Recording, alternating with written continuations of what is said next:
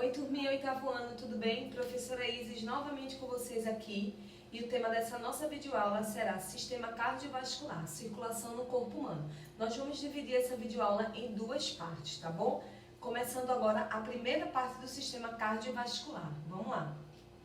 Bom, aqui na nossa primeira parte do Sistema Cardiovascular, nós vamos ver a circulação e suas principais funções. Lembra que antes do Sistema Cardiovascular, a gente estudou o sistema digestório e o sistema respiratório, tá bom? E a gente viu as principais funções desses sistemas. E a gente viu também que eles exercem funções de forma conjunta. A gente sabe que a principal função do sistema respiratório era transportar os gases até o interior dos pulmões para realizar a troca gasosa, que é o que a gente conhece como hematose.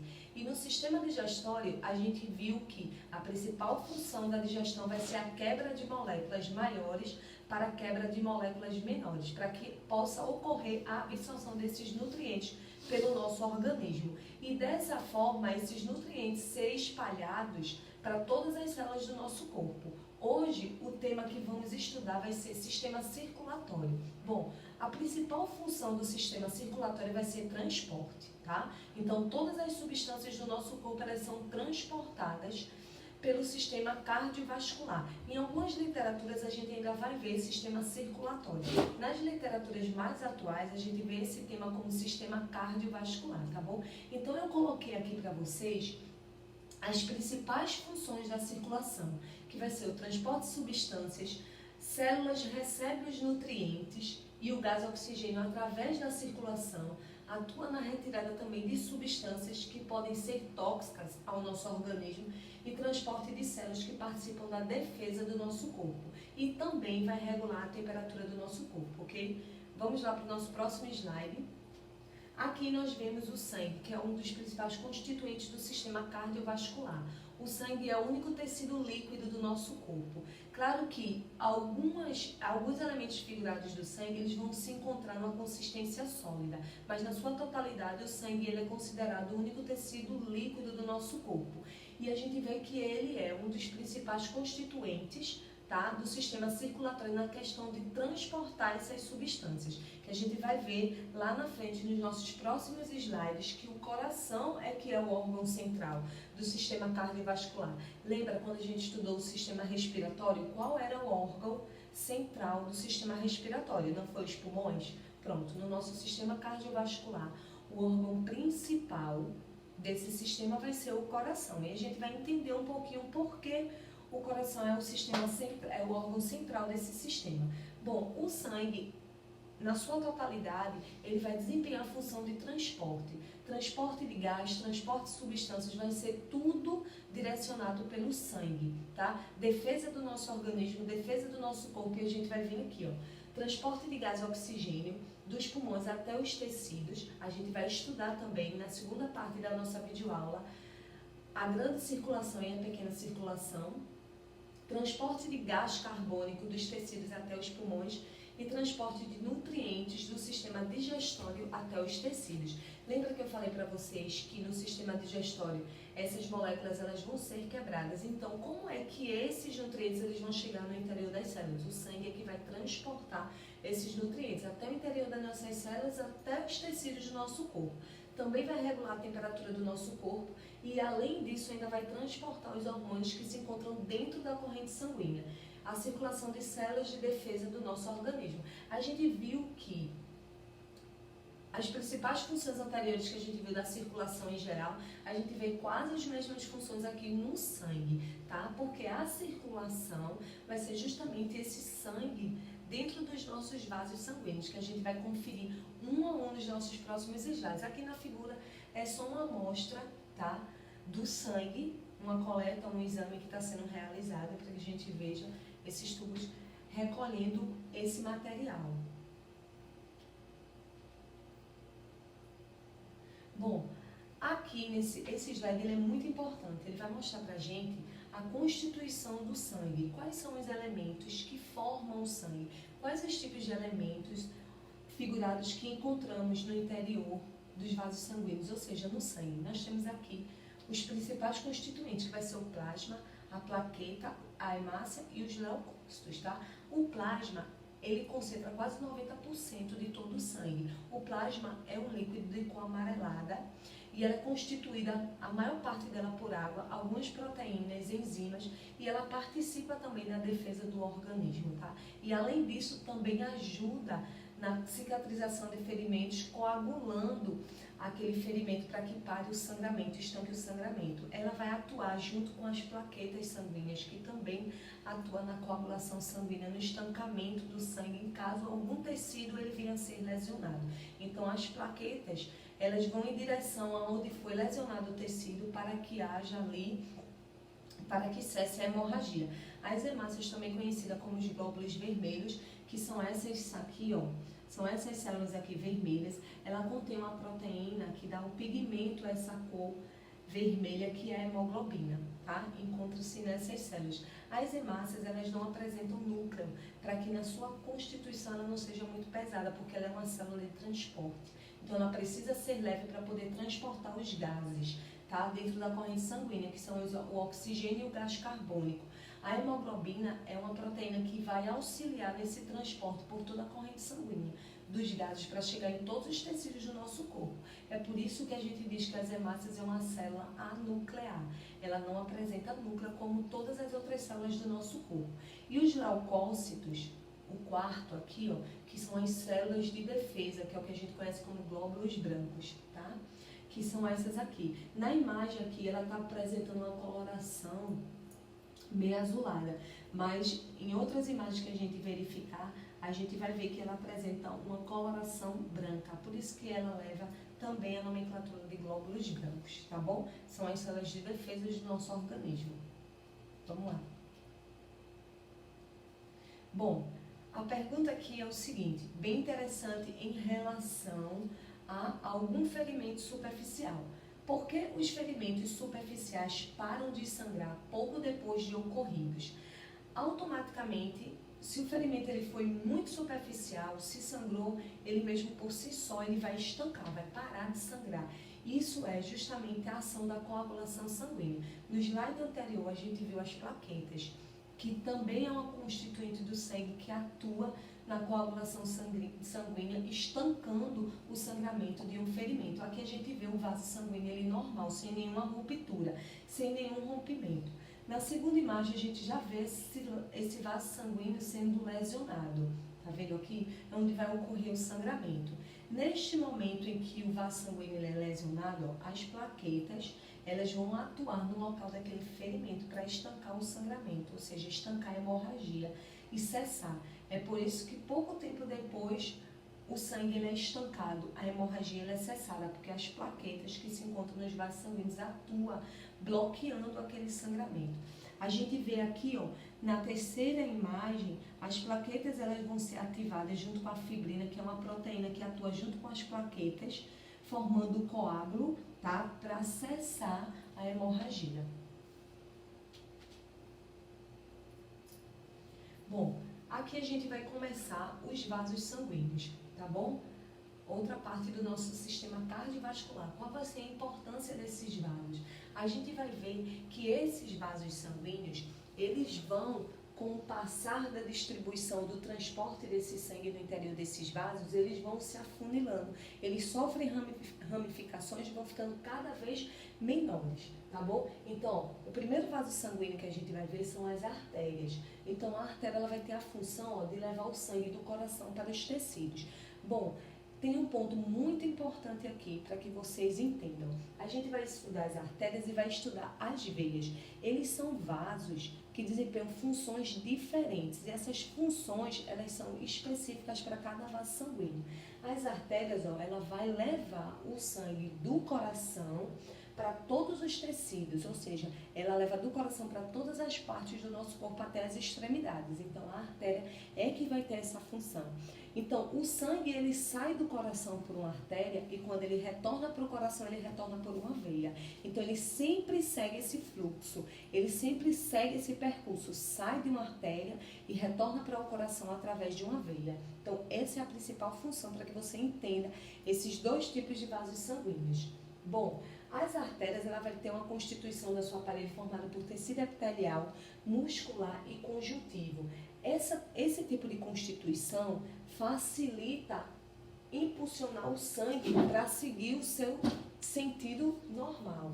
Então, através da pressão, esse sangue ele é impulsionado pelas artérias até atingir o seu destino final. Bom, através da impulsão pela pressão exercida por esses tecidos que reveste ou constitui a parede das artérias, a gente chega lá nas arteríolas. As arteríolas, elas são ramificações dessas artérias. São vasos ainda mais finos do que as artérias. E quando chega até os tecidos do nosso corpo, vai formar os capilares, que são ainda vasos microscópicos, que só consegue ver com a ajuda de um microscópio. A olho nu a gente não consegue verificar esses vasos. E aí os capilares, eles são espalhados por todo o corpo.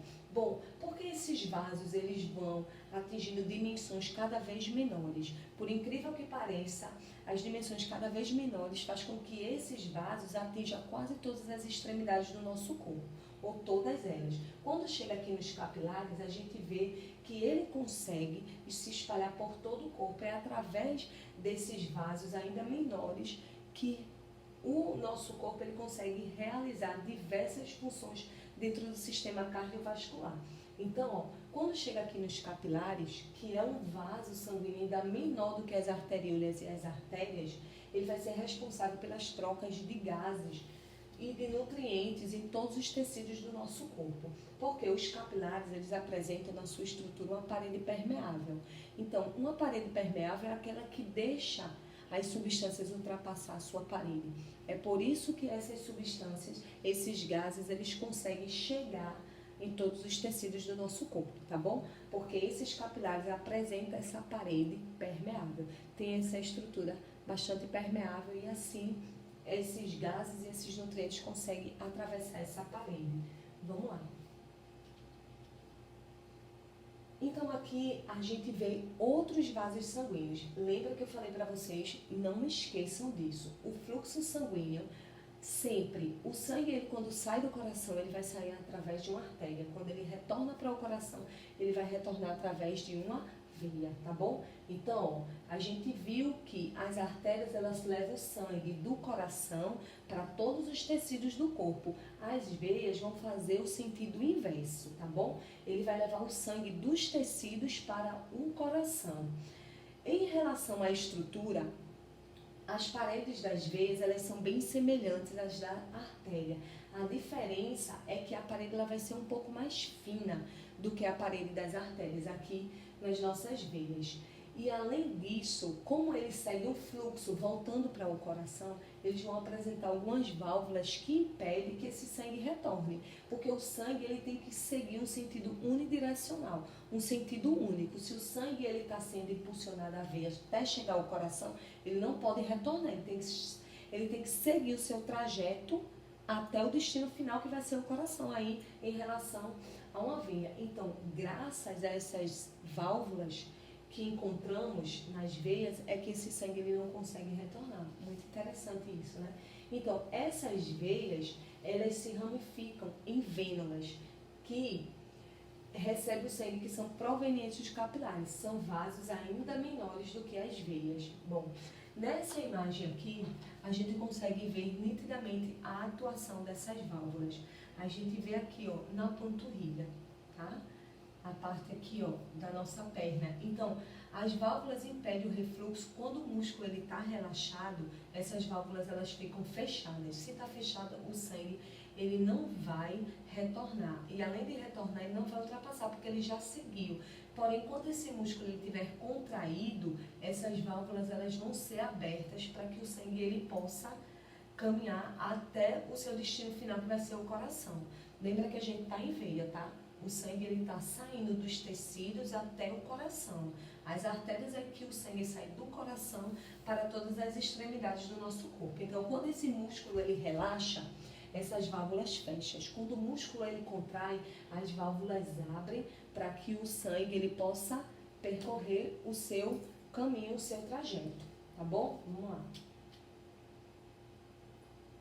Bom, aqui a gente chegou agora no principal órgão do sistema cardiovascular, tá? Que é o órgão central do sistema circulatório. Então, por que a gente diz que o coração ele é o órgão central do sistema circulatório? Porque todo bombeamento de sangue ocorre no coração. O coração ele começa a bombear o sangue, que através dos vasos sanguíneos é que vai alcançar e atingir todas as outras partes do nosso corpo.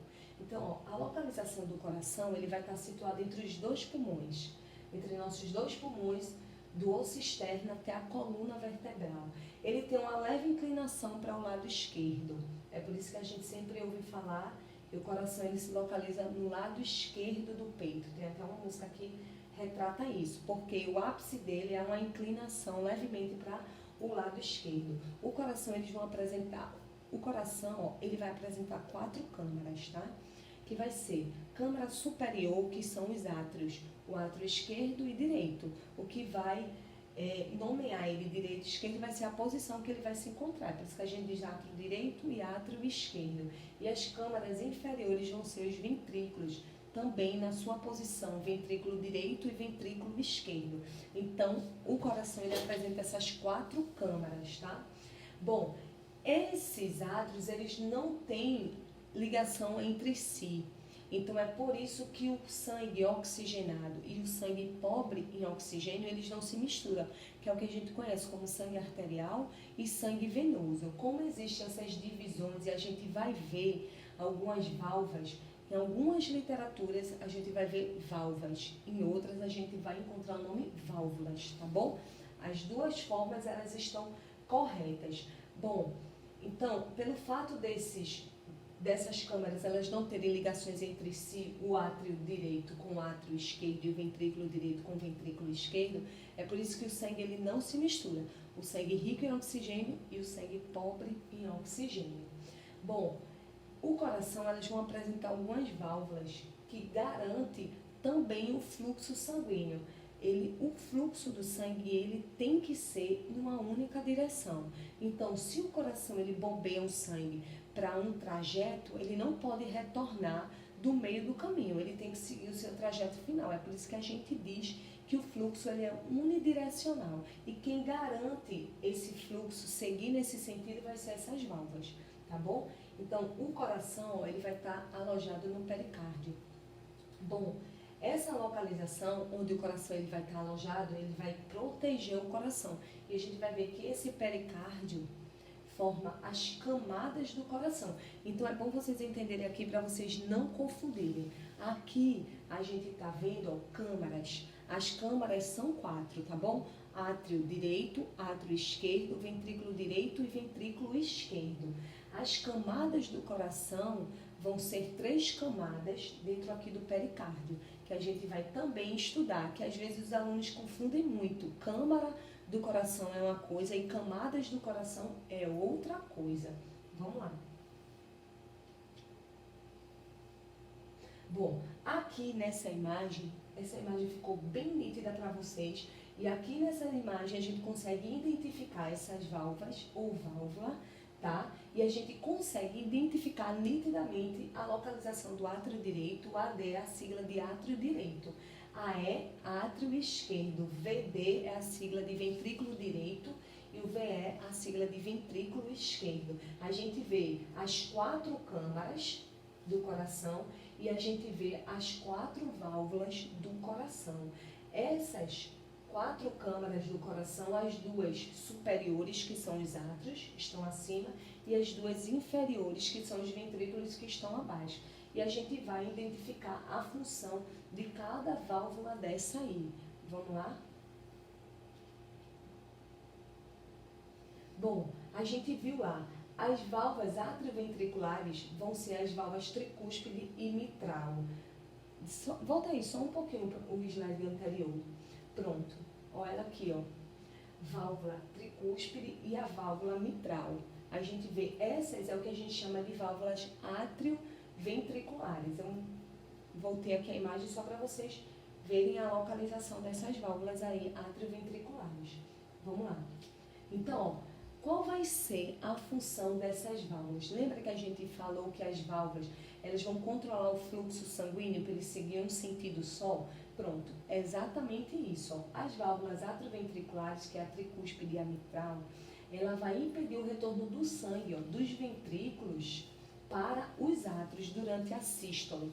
Bom, o coração, ele apresenta um ciclo cardíaco de contração e relaxamento. Esse ciclo cardíaco que a gente também vai estudar, ele vai ser definido em sístole e diástole. É por isso que tem esses nomezinhos aqui. Como a gente ainda não estudou, possa ser que vocês se perguntem o significado dessa palavra. Então, a sístole e a diástole é o ciclo cardíaco. É justamente através desse ciclo de contração e relaxamento, é que o coração bate. Quando o coração está pulsando, batendo, ele está bombeando sangue para todas as partes do nosso corpo. Então, ó, a válvula tricúspide, ali, ó, ela vai ter a função de comunicar o átrio direito, ó, com o ventrículo direito. Sempre o direito com o direito, tá? A câmara superior com a câmara inferior. Aqui a gente vê essa comunicação através da válvula tricúspide. Na válvula mitral, ele vai comunicar o átrio esquerdo, que é a câmara superior, e o ventrículo esquerdo, que é a câmara inferior do coração. E as válvulas semilunares, ó, vão ser as últimas que a gente viu lá, que vai ser a válvula pulmonar e a aórtica. Volta aí um pouquinho a imagem. Então, a gente vê aqui também, ó, a válvula aórtica, tá vendo? A válvula e a válvula pulmonar. Essas é o que a gente chama de válvulas ou válvulas semilunares, tá bom? Vamos lá. Então, ó, as válvulas atrioventriculares, ela vai impedir o ventrículo, que o sangue ele retorne dos ventrículos e dos átrios. Já as válvulas semilunares, ó, ele vai impedir o retorno do sangue, ó, das artérias à aorta e pulmonares para os ventrículos durante a diástole. A gente viu aqui nas válvulas atrioventriculares que o ciclo cardíaco vai ser a sístole. Nas válvulas semilunares, o ciclo cardíaco vai ser a diástole. Então, nas semilunares, ó, ele vai impedir que o sangue retorne das artérias aorta e pulmonar para os ventrículos, tá bom? Então, ó, a válvula pulmonar, que a gente vê aqui, ele vai comunicar o ventrículo direito com a artéria pulmonar, por isso que é a válvula pulmonar. E a válvula aórtica, ó, vai comunicar o ventrículo esquerdo com a artéria aorta, por isso que é válvula aórtica, tá bom? Bom, aqui a gente vai ver agora as camadas do coração. Lembra que eu falei para vocês que a gente não pode confundir? Até agora a gente estudou as câmaras do coração, que são 4, tá bom? Átrio direito, átrio esquerdo, ventrículo direito e ventrículo esquerdo. Agora a gente vai estudar as camadas do coração, que são 3, epicárdio, endocárdio e o miocárdio, tá? Então, ó, o epicárdio é a camada de músculo que vai revestir o coração externamente, a superfície. Então, é a camada mais superficial do coração, é o epicárdio, então ela protege. Quando ela reveste, ela vai proteger o coração. E o endocárdio vai ser a camada mais interna do coração, aquela que vai estar mais internamente no coração. E o miocárdio é a camada muscular, é aquela que tem a maior proporção no coração, vai ser o miocárdio, ou seja, é o músculo de fato que forma o coração. Esse músculo, ele é composto, é um músculo estriado cardíaco, é um músculo exclusivo no coração. Esse tipo de músculo estriado cardíaco a gente só encontra no coração. Quando a gente estudou tecido muscular, a gente viu que nós estudamos tecido muscular liso, tecido muscular estriado esquelético e tecido muscular estriado cardíaco. A gente viu que o tecido muscular liso são os tecidos que revestem todos os órgãos do nosso corpo. A gente viu que o tecido muscular estriado esquelético são aqueles que revestem e protegem a parte esquelética, a óssea do nosso corpo. E o tecido estriado cardíaco é um músculo exclusivo do coração, é por isso que ele leva essa nomenclatura de tecido estriado cardíaco, que é o miocárdio, tá? Então, esse músculo ele desempenha um papel importantíssimo, porque a contração e o relaxamento das paredes do coração depende desse músculo aí que é o miocárdio. Então, ó, além disso, é ele que vai permitir o bombeamento do sangue no coração. Vamos lá. Nessa imagem aqui, a gente consegue ver nitidamente essas camadas do coração. Ó. A gente vê o endocárdio, ó, lembra que eu falei para vocês, ó, tá vendo?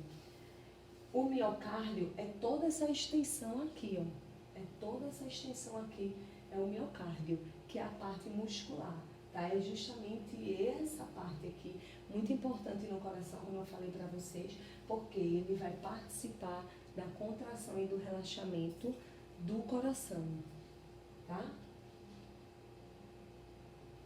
Pronto. Como atividade proposta, eu vou deixar para vocês uma pesquisa sobre algumas doenças que acometem o sistema ou afetam o sistema cardiovascular ou o sistema circulatório. Eu quero que vocês realizem essa pesquisa no próprio caderno de vocês. Deixa a pesquisa lá. Se eu vou propor que, no mínimo, 2 doenças que afetam esse tipo de sistema, tá bom?